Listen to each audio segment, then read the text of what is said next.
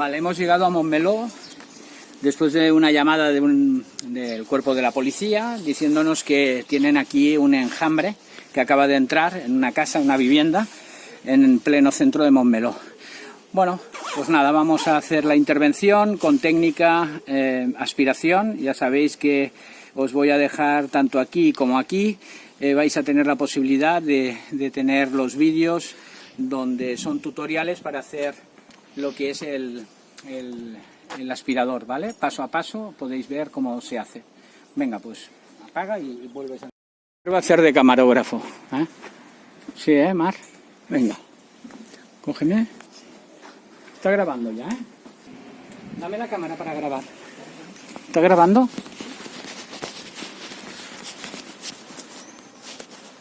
A ver. Coño, esto graba así. Vale. Vale, dale.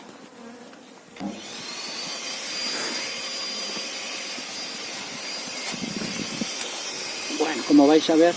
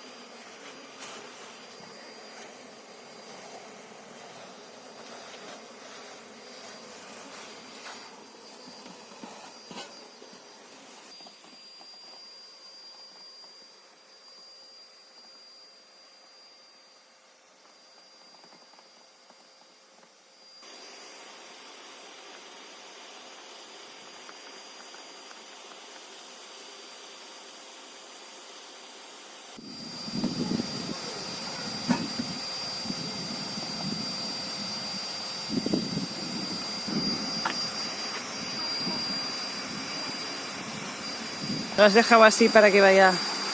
Sí, porque aún hay algunas que están llegando allá, que se quieren meter.